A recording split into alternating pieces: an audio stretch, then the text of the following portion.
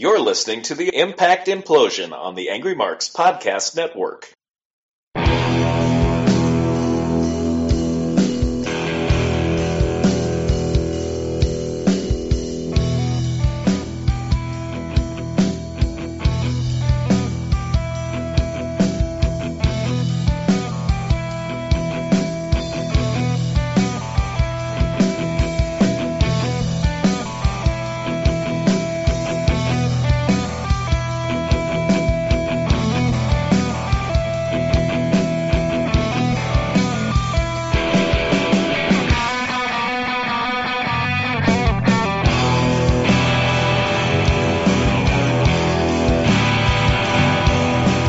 It is August 7th, 2015, and it is another episode of the Impact Implosion.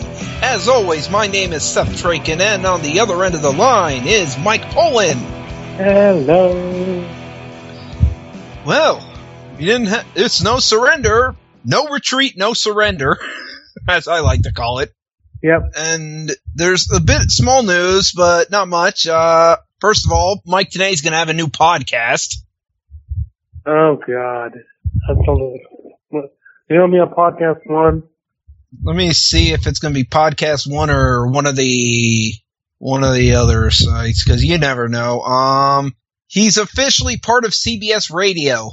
Never heard of it. Yeah. That'll be through Play IT.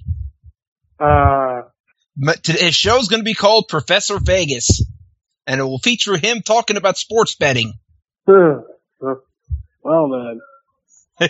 Yep. Had nothing to do with wrestling. And as what TNA has announced, a 3-day show of The Road to Bound for Glory. Three house shows. Yep. September 17th in York, Pennsylvania. September 18th in Elmira, New York. And September 19th in Bell Vernon, Pennsylvania. Now, Ross Traver Ice Gardens, where Ring of Honor used to do TV. Yep. That'll be the last one. So, well, let's talk about No Surrender, which wasn't that bad. It was actually pretty good, but we'll get to the show. They did a nice Roddy Piper tribute. Oh, I did not see that on the YouTube that I watched him on. Well, I did watch it on DVR, so yeah, they did a nice tribute to Piper. Yep. Before even the show began. And then they did this whole montage about no mercy, no something, no surrender, and I was waiting for no treat. Never happened. No retreat, no surrender. Retreat, no surrender. No buys. Yeah. Oh, wait. Yeah, you may not know that, Mike, but that's from a movie called No Retreat, No Surrender. It's one of Jean-Claude Van Damme's first roles. It's pretty bad. I've heard the phrase many times. I'm sure Piper used it at one point, too. Yeah. So anyway, first match is Bram versus Mr. Anderson, and Bram is having a conversation with Anderson's old Mike. Oh, God. He's just collecting weapons. Remember last year it was a Janice. Yeah, he said, Janice is my bitch. It'd be funny if he just went to his house and he's just collecting weapons and I know. Had the closet full of weapons. Yeah. The pool cue he knocked out Magnus with. He had Janice. To be fair, Charlotte would not be amused by seeing all those weapons he collects. But then again, Ric would probably like him a bit more. Rick would bleed all over. They'd be a safety hazard with Ric Flair around. My dad's gonna bleed, damn it. If you keep those weapons around. You might fall. Anyway, yes, Brandon and Mr. Anderson, which wasn't bad. It wasn't bad. Both men were so mad that they fought the first few minutes with their shirts on. Take off their shirt, Billy. And Josh was like, hashtag no surrender, get it to trend worldwide. I'm like, it failed to trend worldwide, Josh. You're not trending anywhere. You're still with 8 months to go. And then Mr. Anderson did Pope did a moment where he reminded of Matt's old theme song about living, what was it? Not, I forget what it was. And I was like, Thank you for bringing up some of Matt Hardy's lyrics where he wanted to slap a tornado. You can dry up a pussy. Oh, wait, that's not how it goes. Yeah. So, and he's like, this action's a walk in the park for Bram. And I'm like, you know, TNA should release a video where Bram actually takes a walk in a public park. Yep. With the weapons. Talking to weapons. All the onlookers are like, this guy just escaped from the sanitarium. Yep. Anderson wins with the dreaded roll-up. As, of course, yeah, it was a match with rules. Because Bram attacks him on the stage. Yeah, they were like, Bram, don't use that weapon. You'll get DQ'd. I'm like, well, I thought that was spits on the rule of all Bram's matches, which were, they gotta be street fights. I think that was just a rule for those open challenges he was doing. I don't know. Yeah, Bram attacks Anderson after the match and he talks on the mic saying, Mr. Pathetic. Then we get to introduce the Pope and Josh Matthews, and I'm noticing that action figure Jeff Hardy is hanging on Pope's TV screen. Yep. So we have a promo next? Yeah, with Matt Hardy and Jeff. Yep. They were, Matt Hardy says he'll be world champion. Jeff basically apologizes. He disappointed a lot of people by breaking his leg. Yep. And all I gotta say to Matt is, if by some small miracle you win here, you better not trade that belt for the shitty custom one like Jeff did. No, you will. You will not be allowed to do that. So James Storm comes out. But not tonight. Oh yeah, not tonight. Anyways, James Storm comes out with the rope slung over his shoulders. He's obviously not happy. Koya's made some mistakes. Revolution was for lost souls. Come on out, someone Koya. was not listening to me, and it was Koya. So Storm starts berating and slapping Koya, and then Koya attacks him, saying, "My name is not Koya. You will not insult me. You will not slap me. My name is not Koya. My name is Mahabali Shira, and I am proud of my country." You will never touch me again. And for some reason, he sounds like Tiger Ali Singh. And even the best part, Koya and his battle with his T-shirt. He could not rip the damn thing. Freaking Davari. He ripped his T-shirt, but not all the way, so his T-shirt's hanging over his legs like it's a damn dress. Apparently he's never seen Hulk Hogan with a T-shirt. I know. It just looks ridiculous. I'm like, dude, look at that. You look like you have no... So, apparently, with Koya, we never knew that it was a bad touch cult. You will never touch me again! So, Storm is mad and starts beating up on the stick. And then he has a backstage promo where he challenges Koya for later in the show. And then we get the Dollhouse versus Gail Kim, and, you know, this was the only not bright spot of the show. I hate handicap matches in general, but, you know. Taryn Terrell runs away. Gail Kim wins, beats 3 women on her own. He's just basically beat you top heel knockouts.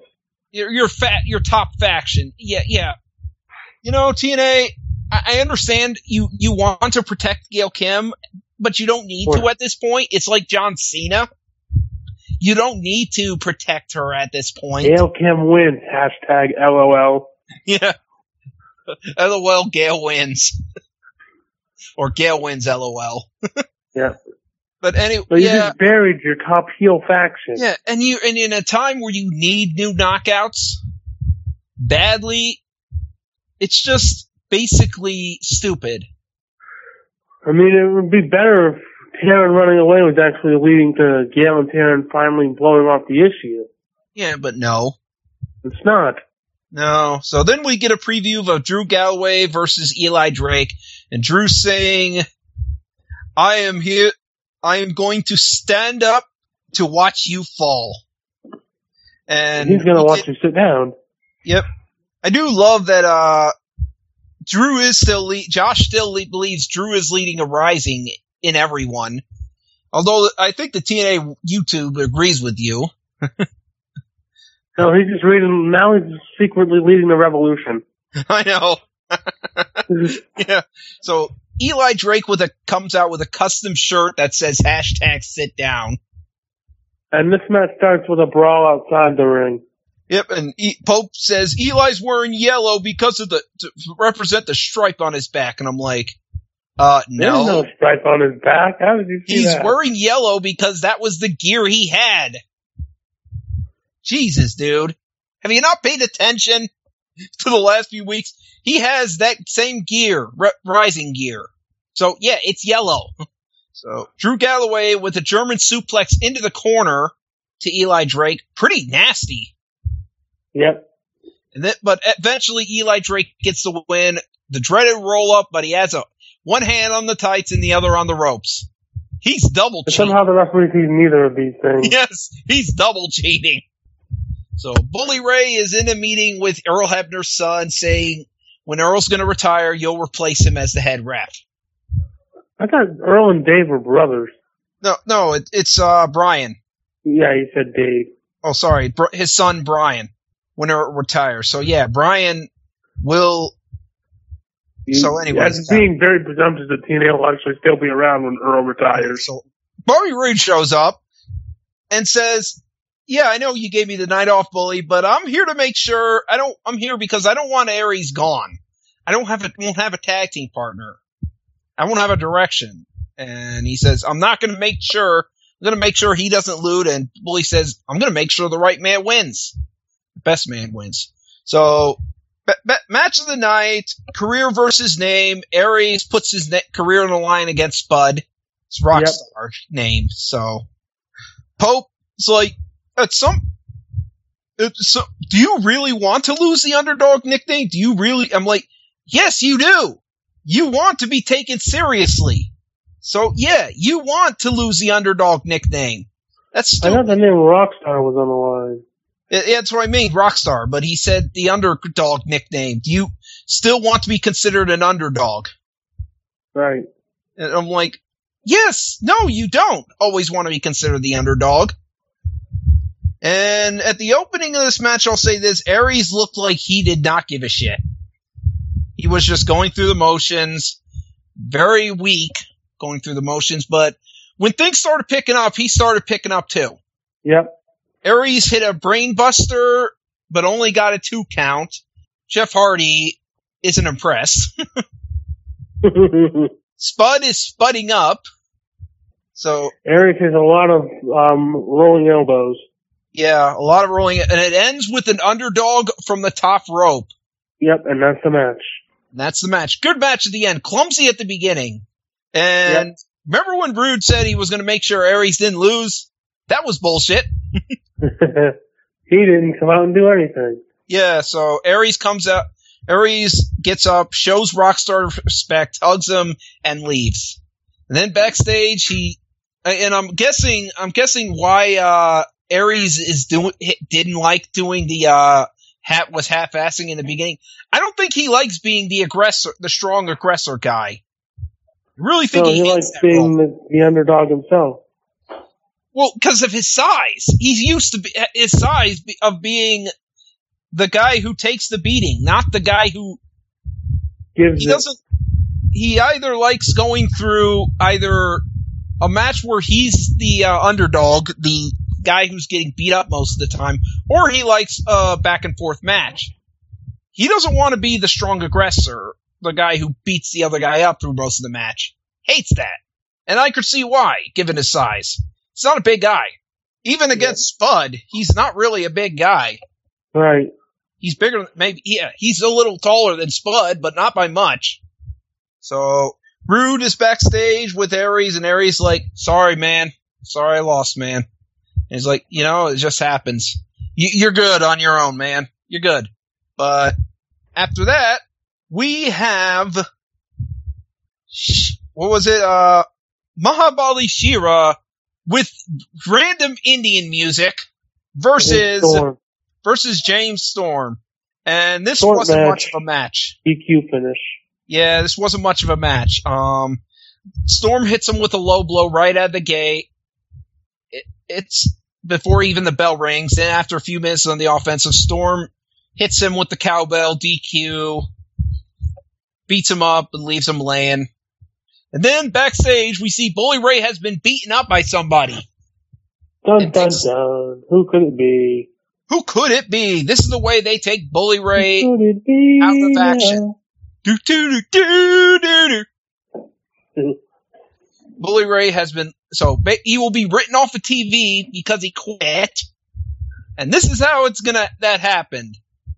So after a commercial break, Dixie Carter's on the phone, doesn't know what she's gonna do. And Jeff Jarrett comes in and he heard about it and he says, you know what?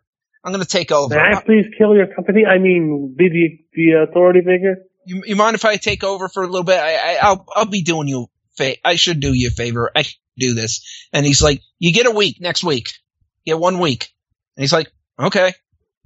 So we go to EC3 and he's like, I'm not surprised, Matt Hardy got to pick the match where he doesn't have to pin man, but I'm going to still win because I'm EC3.